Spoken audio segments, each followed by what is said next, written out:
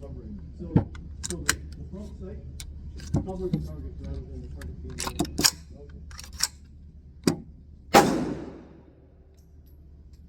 Oh, that's enough. Yeah. I don't practice this one nearly enough. But to me, that's one of those where I'd be better off shooting at the hip. Because I'm having trouble aiming. It's really designed for emergency up-close self-defense purposes. It's not a target business. Well, that's why the next time I fire, I'm going to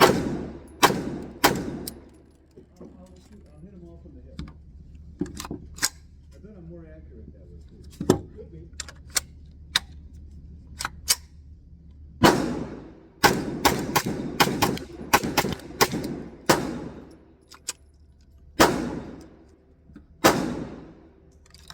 All right, as you can see here, we got the BC9 from Bear Creek Arsenal.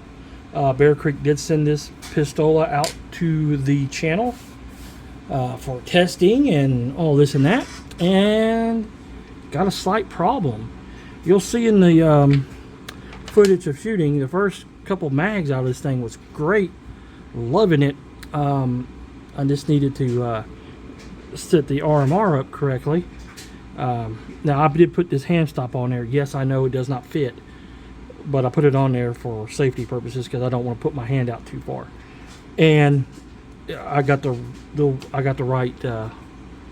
right hand stop coming for it. So anyway, and there's some things I'm going to do to it, but we had a problem.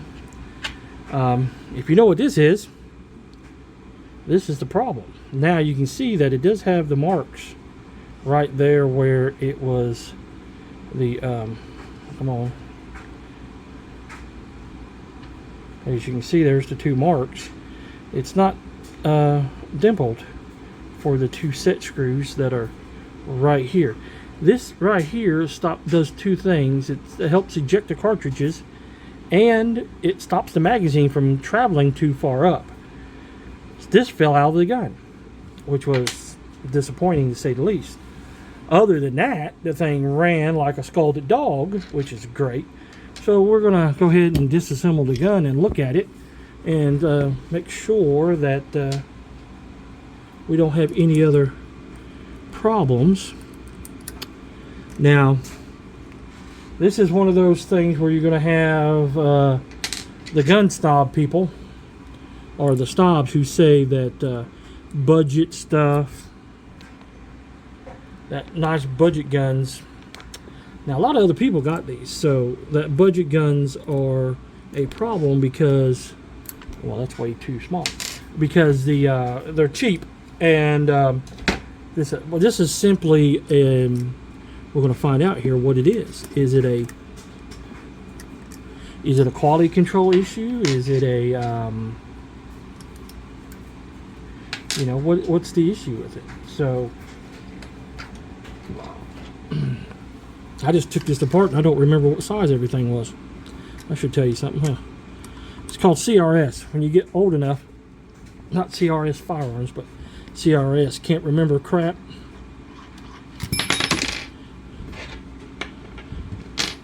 So, you know, remember how we did the cleaning video or the reassembling video?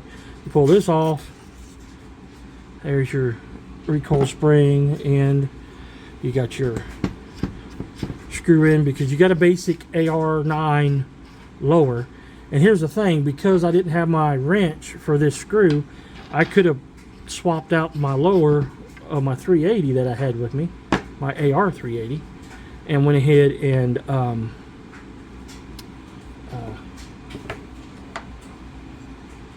Gotta watch out for the pin, the spring on the back too. To get out my, just finish shooting the video. Notice that's plastic. Pins are nice and tight, which is always a good thing. No problem there. So this became, it's a lower issue. It's a lower issue problem because my damn detent came out. Okay, managed to lose my detent. Okay, no big deal. So the upper is fine, as you can see. No big deals in there at all. So we're good. Make sure we don't have no lower problems. So there we go. As you can see, I'm missing this. Should be in there like so. So what happened was I went to slap the magazine and I slapped the bottom, slapped a little too hard, pushed it out. Pushed it out. So we're going to see what size these two here are. These pins. See if we can get a good, better. They're there, aren't they? They look like they're there. We're going to pull them out and see what they look like. We'll do one at a time. Because I don't know what size they are.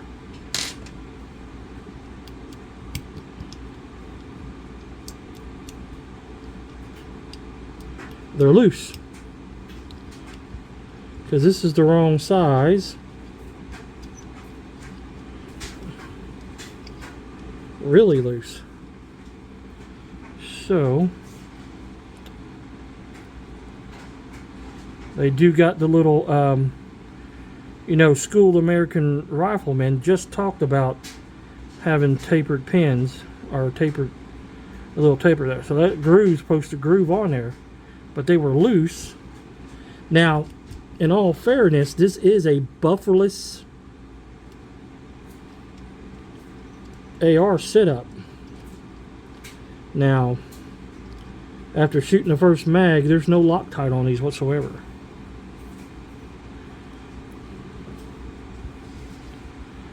So there's no damage.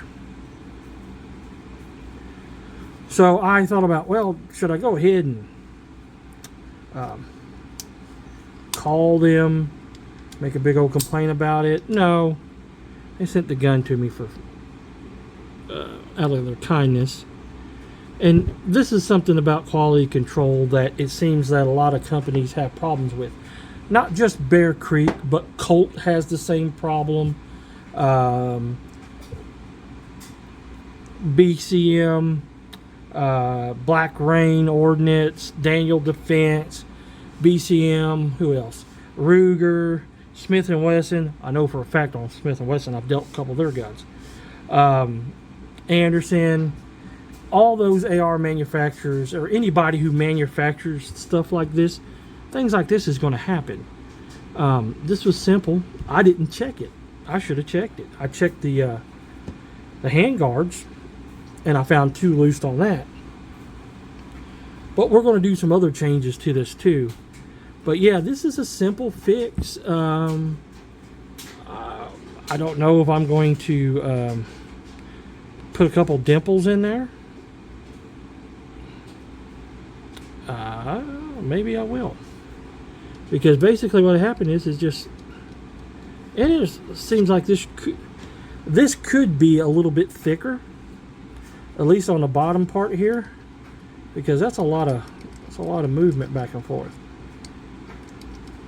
It's just some ideas. I mean,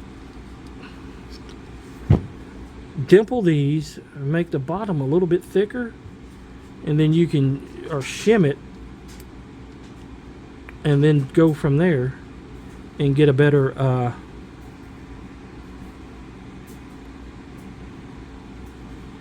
and we'll get the autofocus on now, and get a better so you can get it right where you need it. So that's going to be the hard thing, is getting it right where you need it. And then some Loctite on these bad boys, because they came loose. So basically the BC9 is down until I fix it. We'll go out and we'll shoot some more rounds out of it because I just lost the detent pin. Of course, I think I got another one of those floating around here. I know I do. I lose them all the damn time. So I know I got more than one. Not a big deal. Not a big deal really on the fix and what happened to it. So, I mean,